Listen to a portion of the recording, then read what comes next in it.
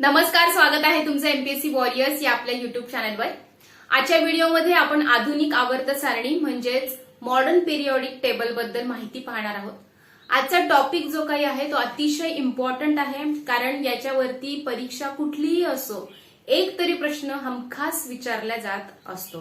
याच्यामध्ये जर प्रश्न तयार करायला बसलो आपण तर जवळपास 30 ते 50 प्रश्न आरामात होऊ शकतील, इतका महत्वाचा हा टॉपिक आहे। त्यामुळे तो थोडाही स्किप न करता तुम्ही शेवटपर्यंत पाहावा। तर बघा, याच्या अगोदरच्या व्हिडिओमध्ये आपण पिरियोडिक टेबलचा म्हणजेच आवर्त सारणीचा इतिहास पाहिला होता। त्याच्यामध्ये तुम्हाला फक्त शास्त्रज्ञ आणि त्यांचं काय म्हणणं होतं एवढंच तिथे तुम्हाला लक्षात ठेवायचं होतं। शेवटचा जो शास्त्रज्ञ होता हेनरी मोसले यांनी सांगितलं होतं की मूलद्रव्याचे गुणधर्म हे त्याच्या अणुअंकाचे आवृत्तीफल असते। मूलद्रव्याचे गुणधर्म म्हणजे कोणतेही रासायनिक असो किंवा भौतिक गुणधर्म असो, हे त्याच्या अणुअंकाचे आवृत्तीफल असते। त्यामुळे जो मॉडर्न पिरियोडिक टेबल आहे याच्यामध्ये अणुअंकानुसार मूलद्रव्यांची मांडणी केलेली आहे। आता इथे जो काही मी टेबल काढलेला आहे, जी आवृत्ती सारणी काढलेली आहे, ही काही अगदी परफेक्ट नाहीये, कारण जर पूर्ण जर काढली असेल तर बोर्डवर बाकी काही लिहायला जागा नसती राहिली, म्हणून एक डमी आहे असं समजू शकता तुम्ही। आवर्त सारणी ही तुमच्याकडे जे पुस्तक असेल किंवा घरात जर एखादा पिरियोडिक टेबल असेल तर तो तुम्ही नीट पाहू शकता मी हा शिकवत असताना। त्या पिरियोडिक टेबलमध्ये बघा, हे शेवटचे जे 2-3 किंवा बऱ्याचशा पिरियोडिक टेबलमध्ये 4-5 ह्या ज्या चौकटी आहेत ह्या रिकाम्या दिसतील, पण आता सर्व 118 मूलद्रव्यांचा शोध लागल्यामुळे या जो लेटेस्ट टेबल आहे त्याच्यामध्ये हे सगळ्या चौकटी ह्या भरलेल्या आहेत। पण तुमच्याकडे जर जुनं पुस्तक वगैरे असेल तर त्याच्यामध्ये 2-3 किंवा 5 चौकटी रिकाम्या दिसतील, पण सर्व मूलद्रव्य आता 118 आहेत आधुनिक आवर्त सारणीमध्ये, हे इथे लक्षात ठेवायचं आहे। आता बघा, सगळ्यात अगोदर प्रश्न कसे विचारले जातात की आधुनिक आवर्त सारणीमध्ये एकूण गण किती आहेत आणि आवर्तन किती आहेत। आता गण आणि आवर्तन याच्यामध्ये खूप कन्फ्युजन होतं मुलांना, कारण तिथे उलटसुलट पर्याय दिलेले असतात। तर इथे एक ट्रिक मी मागच्या पण व्हिडिओमध्ये सांगितली होती की आवर्तन म्हणजे आडव्या ओळी, आ असं तुम्ही लक्षात ठेवू शकता। आवर्तन आडव्या ओळी, आणि आडव्या ओळी किती आहेत? 7 आहेत एकूण। ठीक आहे, आवर्तन किती आहेत? 7 आहेत। तर उभे स्तंभ ज्याला कॉलम्स किंवा ग्रुप्स असं म्हणू शकतो, ते उभे गण किती आहेत? 18 आहेत। हे असे 18, 1 ते 18 हे काय आहेत? उभे स्तंभ, यांना काय म्हणायचं आहे? गण किंवा कॉलम्स। आणि हे आडव्या ओळी आहेत 7। आता बऱ्याच जणांना ह्या खालच्या 2 ओळी सुद्धा आवर्तनच वाटतात, पण ते आवर्तन नाहीये। ते काय आहेत हे मी तुम्हाला थोड्या वेळाने सांगणारच आहे। तर लक्षात ठेवायचं आहे, गण किती आहेत? 18, आणि आवर्तन म्हणजे आडव्या ओळी आहेत 7। आता हे जे सगळे मूलद्रव्य आहे या प्रत्येकाची जागा ही अणुअंकानुसार तर निश्चित केलेलीच आहे, पण त्या व्यतिरिक्त गण आणि आवर्तना व्यतिरिक्त परत त्यांचं खंडांमध्ये देखील विभागणी केलेली आहे। कोणते खंड आहेत ते? एस, पी, डी आणि एफ। एसपीडीएफ तुम्हाला जर आठवत असेल तर ज्यावेळेस मी अणूची संरचना शिकवलं होता चॅप्टर, त्याच्यामध्ये मी सांगितलं होतं की कक्षा आणि उपकक्षा आपण पाहिल्या होत्या। कक्षा होत्या KLMN आणि उपकक्षा होत्या SPDF, अशा त्या उपकक्षा होत्या। तर प्रत्येक मूलद्रव्यामध्ये जे काही इलेक्ट्रॉन असतात, तर शेवटच्या कक्षेमध्ये जो काही इलेक्ट्रॉन असतो, जितके इलेक्ट्रॉन्स असतात त्याच्यावरून तो एलिमेंट कोणत्या खंडामध्ये जाणार आहे हे इथे ठरवलेलं आहे। उदाहरण सांगायचं झालं तर ऑक्सिजन। आता इथे कक्षांबद्दल नाही तर उपकक्षांवरती जास्त भर दिलेला आहे। तर बघा, ऑक्सिजनच्या शेवटच्या कक्षेमध्ये 6 इलेक्ट्रॉन्स असतात, पण उपकक्षांबद्दल जर आपण बोलायचं ठरवलं तर शेवटची कक्षा येणार आहे पी। एस मध्ये 2 इलेक्ट्रॉन्स राहत असतात, आणि पी जी उपकक्षा असते त्याच्यामध्ये जास्तीत जास्त 6 इलेक्ट्रॉन राहू शकतात। पण ऑक्सिजनमध्ये शेवटचेच इलेक्ट्रॉन शेवटच्या सेलमध्ये 6 असल्यामुळे इथे 2 आणि त्याच्यानंतर इथे 4 अशी विभागणी झालेली आहे उपकक्षांची। तर शेवटची कक्षा इथे ऑक्सिजनची पी येत असल्यामुळे ऑक्सिजन हा पी खंडामध्ये जात आहे। ठीक आहे, कळतंय? अजून एक उदाहरण सांगायचं झालं तर हायड्रोजनचं घेऊयात आपण। हायड्रोजन हा एस खंडामध्ये येतो, कारण हायड्रोजनच्या शेवटच्या कक्षेमध्ये एकच इलेक्ट्रॉन आहे आणि तो एस याच उपकक्षेमध्ये येत असल्यामुळे तो एस खंडामध्ये आहे। तर इथे जे काही हे जे दोन कॉलम आहेत, पहिला आणि दुसरा कॉलम, हे एस खंडामध्ये येणार आहेत, कारण शेवटचे जे इलेक्ट्रॉन्स आहेत हे एस उपकक्षेमध्ये असल्यामुळे हे सगळे एलिमेंट्स इथे आहेत. ज्यांचे शेवटचे इलेक्ट्रॉन हे डी या उपकक्षेमध्ये आहेत ते सगळे इथे येणार आहेत आणि पी कक्षेमध्ये शेवटचे इलेक्ट्रॉन असणारे इकडे येणार आहेत आणि एफ उपकक्षेमध्ये जे असतील ते खाली जाणार आहेत. कळतंय?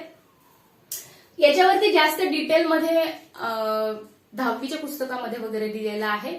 आपल्याला एवढं याच्यामध्ये उपकक्षांवरती जास्त प्रश्न नाही आहेत किंवा विचारले गेलेले नाही, त्याच्यामुळे आपण तिथे डिटेलमध्ये चर्चा नाही करत आपण.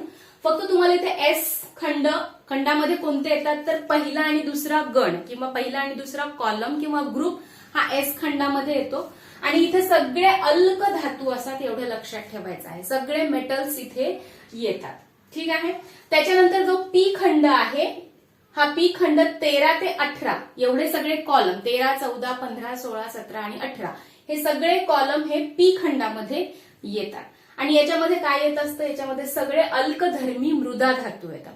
अल्कधर्मी मृदा धातू म्हणजे काय, त्याच्यामध्ये धातू पण येणार, अधातू पण येणार आणि धातू सदृश मूलद्रव्य देखील येतात. आता बघा, इथे ही जी काही झिगझॅग लाईन दिसत आहे, याच्या बाजूला जे काही 7 मूलद्रव्य आहेत, ही मूलद्रव्य सगळी कशी आहेत, धातू सदृश्य मूलद्रव्य आहेत. म्हणजे ती धातू आणि अधातू या दोघांचे देखील गुणधर्म दाखवत असतात. आता या धातू सदृश्य मूलद्रव्याच्या डाव्या बाजूला जे काही एलिमेंट्स असणार आहेत, जे काही मूलद्रव्य असणार आहेत, हे सगळे कसे असणार आहेत, धातू असणार आहेत. आणि धातू सदृश्य मूलद्रव्याच्या उजव्या बाजूला जे काही एलिमेंट्स मूलद्रव्य असणार आहेत, हे सगळे कसे असणार आहेत, अधातू असणार आहेत. त्यामुळे पी खंडामध्ये सर्वच टाईपचे मूलद्रव्य तुम्हाला दिसणार आहेत. बघा, हे सगळे काय आहेत, हे सगळे धातू आहेत. हे सगळे काय आहेत, हे सगळे अधातू आहेत. आणि हे काय आहेत, धातू सदृश्य आहे. म्हणून परीक्षेमध्ये नेहमी विचारलं जातं की पी खंडामध्ये कोणत्या टाईपचे मूलद्रव्य आढळतात, तर अल्कधर्मी मृदा धातू म्हणजे त्याच्यामध्ये धातू, अधातू आणि धातू सदृश्य मूलद्रव्य दिसतात. ठीक आहे. त्याच्यानंतरचा आहे डी खंड. डी खंडामध्ये 3 ते 12 कॉलम्स किंवा गण येतात. 3 ते 12 मधले सगळे कॉलम याच्यामध्ये येत असतात. यांना संक्रामक मूलद्रव्य असं म्हणतात. संक्रामक मूलद्रव्य म्हणजे काय, की याच्यामध्ये जे काही मूलद्रव्य येतात, जे की धातूच असणार आहेत. बघा, तुम्हाला सगळीकडचे धातूच आहेत डी खंडामध्ये. तर याच्यामध्ये जी मूलद्रव्य येतात त्यापासून जे संयुग बनतात ही रंगीत संयुग असतात. आणि याच्यामध्येच जी मूल्यवान धातू जे असतात, जसं की सोनं, चांदी, प्लॅटिनम, हे सगळे बहुमूल्य असे धातू देखील तुम्हाला या डी ब्लॉक मध्येच दिसतात. ठीक आहे. तर ही सगळे संक्रामक मूलद्रव्य तुम्हाला डी खंडामध्ये दिसणार आहेत, ज्यांच्यापासून रंगीत संयुग तयार होतात. आणि सर्व बहुमूल्य असे एलिमेंट्स देखील तुम्हाला इथेच दिसणार आहेत. त्याच्यानंतर शेवटचा खंड आहे एफ खंड. याला आंतरसंक्रामक मूलद्रव्य असं म्हणतात. आता आवर्त सारणीच्या तळाशी ह्या 2 स्वतंत्र अशा ओळी दिलेल्या आहेत. तर ह्या काय आहेत, तर 57 नंबरचं जे काही एलिमेंट होतं लॅन्थेनियम नावाचं, त्याच्यानंतरचे जे काही एलिमेंट्स होते हे लॅन्थेनियम प्रमाणेच गुणधर्म दर्शवत होते. त्याच्यानंतरचे जे सापडलेले 14 एलिमेंट्स होते हे लॅन्थेनियम प्रमाणेच गुणधर्म दर्शवणारे असल्यामुळे आवर्त सारणी तर आपली ऑलरेडी तयार झालेली होती. काही मूलद्रव्य नव्याने सापडत होते. त्याच्यामुळे आवर्त सारणी विस्कळीत होऊ नये आणि लॅन्थेनियमच्याच नंतर परत किती सगळे एकतर लांबलचक वेगळीच दिसली असती आवर्त सारणी, पूर्ण आवर्त सारणी विस्कळीत होऊ नये म्हणून लॅन्थेनियम नंतरचे त्याच्यासारखेच गुणधर्म असणारे जे 14 एलिमेंट्स होते यांना स्वतंत्रपणे खाली दर्शवलेलं आहे. तसंच सेम ऍक्टेनियम नावाचं जे मूलद्रव्य होतं 89व, याच्यानंतरचे जे सापडलेले मूलद्रव्य होते हे त्याच्याच प्रमाणे गुणधर्म दर्शवत होते. त्याच्यामुळे त्यांची देखील स्वतंत्र अशी ओळ खाली लॅन्थेनियमच्या खाली, लॅन्थेनॉइडच्या खाली ऍक्टेनॉइड म्हणून टाकलेली आहे. हे देखील 14च एलिमेंट्स होते. एफ खंडामध्ये 28 मूलद्रव्य आहेत. लॅन्थेनॉइडचे 14 आणि ऍक्टेनॉइडचे 14. लॅन्थेनियम आणि ऍक्टिनियम या मूलद्रव्यापासून लॅन्थोनाइड आणि ऍक्टिनॉइड ह्या 2 स्वतंत्र ओळी तयार झालेल्या आहेत, ज्याच्यामध्ये 14 मूलद्रव्य आहेत. ठीक आहे, तर इम्पॉर्टंट होतं हे परीक्षेच्या दृष्टिकोनातून. त्याच्यानंतर अजून एक प्रश्न इथे, आण्विक इंधन तयार करण्यासाठी जे मूलद्रव्य वापरले जातात जसं की युरेनियम झालं, थोरियम झालं, हे सगळे तुम्हाला ऍक्टेनॉइड याच ओळीमध्ये सापडतील. ठीक आहे, तर हे सगळं पाहिल्यानंतर आता परीक्षेमध्ये कसे प्रश्न विचारले जातात. पहिला प्रश्न तुम्ही सांगितला होता, गण किती, आवर्तन किती आधुनिक आवर्त सारणीमध्ये, तर गण 18, आवर्तन 7. त्याच्यानंतर आधुनिक आवर्त सारणीमध्ये एकूण मूलद्रव्य किती, तर ती आहेत 118. आधुनिक आवर्त सारणीमध्ये आढळणारे एकूण नैसर्गिक मूलद्रव्य किती, नॅचरल एलिमेंट्स किती, तर ते आहेत 94. कृत्रिम मूलद्रव्य किती, आर्टिफिशियल मूलद्रव्य किती, जी प्रयोगशाळेमध्ये तयार केली होती किंवा मानव निर्मित किती, असे देखील प्रश्न विचारले जातात वेगवेगळे शब्द वापरून, तर ते आहेत 24.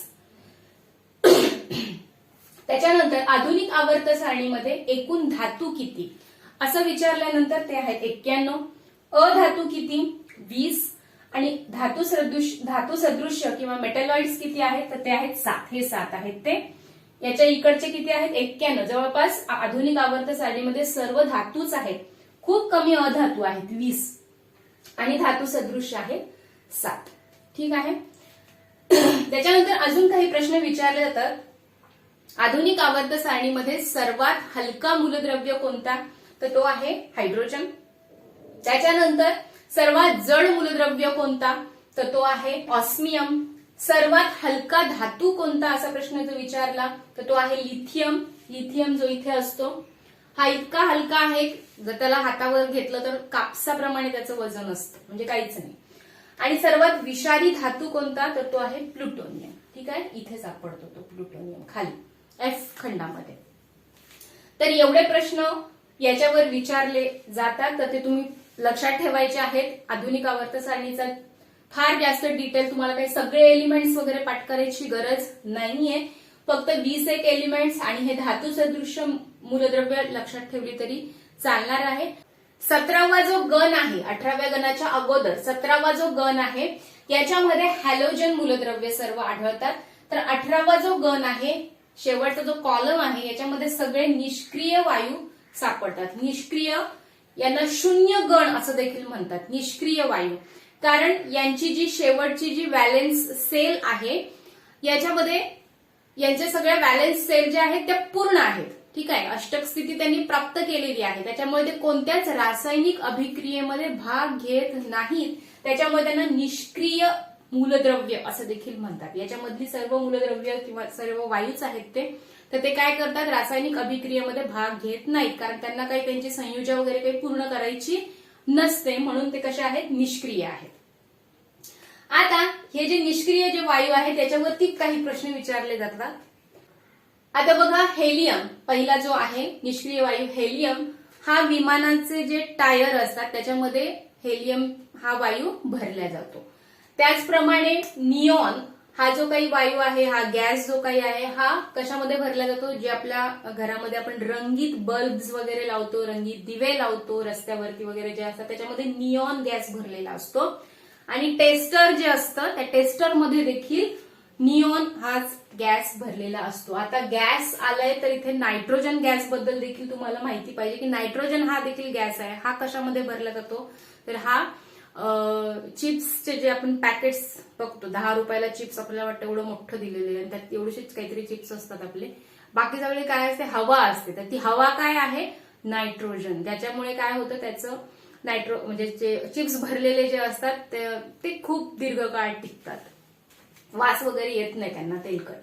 त्याच्यानंतर आर्गॉन हा जो काही वायू आहे, जे काही निष्क्रिय सगळे जे वायू आहेत त्याच्यामध्ये सर्वात जास्त प्रमाणात जो कोणता वायू सापडत असेल निसर्गामध्ये तर तो आहे ऑर्गॉन.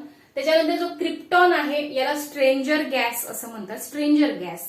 कारण मी जसं सांगितलं की हे कोणत्याच रासायनिक अभिक्रियेमध्ये भाग घेत नाहीत हे एलिमेंट्स, पण हा जो काही क्रिप्टॉन आहे हा काय करतो, उच्च तापमानाला रासायनिक अभिक्रियेमध्ये भाग घेतो आणि संयुग देखील बनवतो. त्यामुळे हा या इतरांपेक्षा थोडा वेगळा वागत असल्यामुळे त्याला स्ट्रेंजर गॅस असं म्हणतात. ठीक आहे, स्ट्रेंजर म्हणजे कसा, रस्त्यावरून जे आपल्याला अनोळखी लोक असतात त्यांना काय म्हणतात, स्ट्रेंजर म्हणतात. तर त्याप्रमाणे हा गॅस वागतो, या इतरांपेक्षा थोडा वेगळा वागतो तो, त्याच्यामुळे त्याला स्ट्रेंजर गॅस असं म्हणतात. त्याच्यानंतर आहे रेडॉन. या सर्व हे जे काही निष्क्रिय वायू आहे याच्यामध्ये सर्वात जड वायू म्हणजे कोणता आहे, रेडॉन. या निष्क्रिय गटामध्ये सांगते मी, जड वायू. ठीक आहे. आता अजून एक महत्वाचे काही प्रश्न की जे की नेहमी परीक्षेमध्ये विचारले जातात ते म्हणजे डावीकडून उजवीकडे काय काय कमी होत जातं, वाढत जातं, वरतून खाली काय कमी होत जातं, वाढत जातं, ह्या सगळ्या गोष्टी.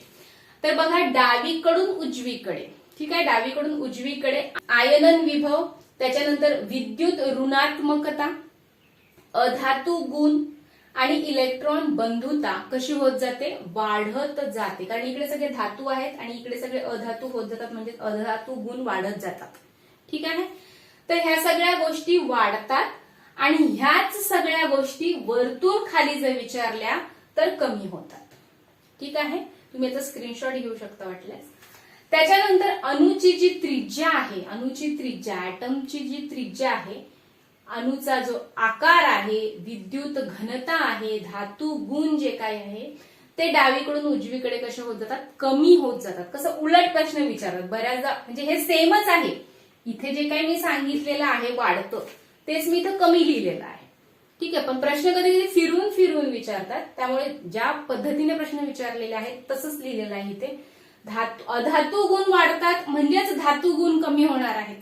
ठीक आहे. तर तेच लिहिलेलं आहे इथे. फक्त आकार कमी होणार आहे, विद्युत घनता कमी होणार आहे, अणुची त्रिज्या कमी होणार आहे, धातू गुण कमी होणार आहे डावीकडून उजवीकडे. आणि हेच सगळे गुणधर्म वरतून खाली जर विचारले तर ते कसे होणार आहे, वाढणार आहे. ठीक आहे. तर याच्यावरती परीक्षेमध्ये प्रश्न विचारले जातात. तुम्ही स्क्रीनशॉट काढून घेऊ शकता. हे शेवटचं सगळ्यात महत्वाचं होतं. तर आजच्या व्हिडिओमध्ये आपण मॉडर्न पिरियॉडिक टेबल, आधुनिक आवर्त सारणी वरती जे काही प्रश्न विचारले जाऊ शकतात हे सगळे पाहिलेले आहेत. आणि मला असं वाटतं आजचा व्हिडिओ जर तुम्हाला तुमच्या अभ्यासामध्ये हेल्पफुल झाला असणार आहे, आणि जर तो झाला असेल तर जरूर लाईक करा, इतरांसोबत शेअर करा. चॅनलवरती नवीन असाल तर सबस्क्राईब करायला विसरू नका. आपण भेटूयात पुढच्या व्हिडिओमध्ये. धन्यवाद.